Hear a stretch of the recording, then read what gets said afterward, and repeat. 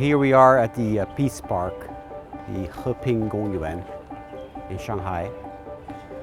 I came here almost a year ago, on July 5, at the end of a long journey from Amsterdam to China, the journey to the east.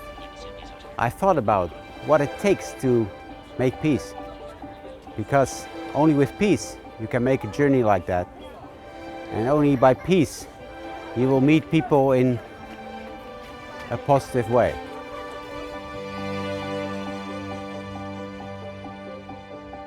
My journey was 10,000 kilometers and more, and I came through 18 countries, and in every country there was a history.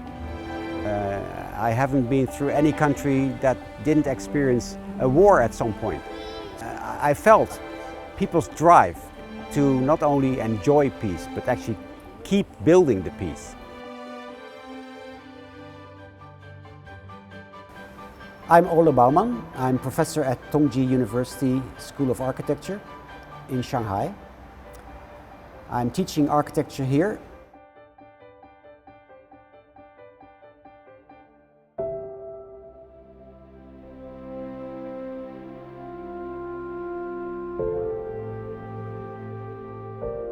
When I passed the Balkan, Eastern Europe and the Balkan, of course I saw so many monuments commemorating the Second World War and also the Cold War. For that, it's good to have ceremonies, it's good to have monuments, but there's more we need. One thing we need is education. That was only a few days before arriving in Shanghai. I had one day off, one rest day in Nanjing, and I went to this museum, the Nanjing Massacre Commemoration Museum. I saw maybe 5,000 people waiting to see this museum. And you pass along a statue, a sculpture, and that's the grieving mother.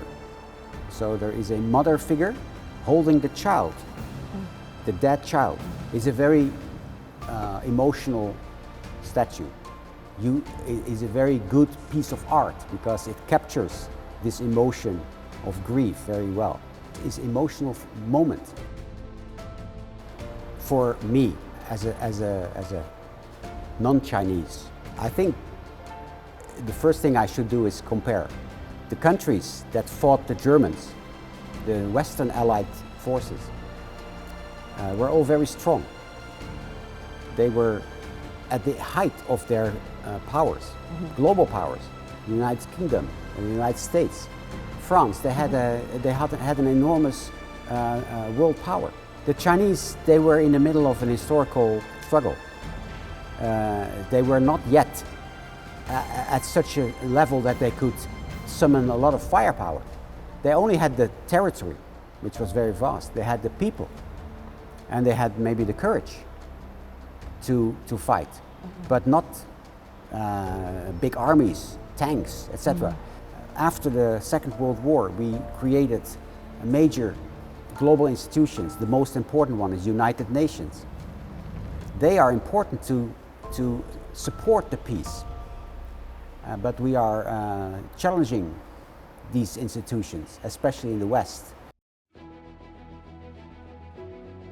Well, I was already interested in the alternative modernity of China since the late 90s. And I was looking at China, the emerging China, and I saw an alternative approach of modernity. One thing I thought about more and more when I came closer to the East was the difference in concept of what peace is.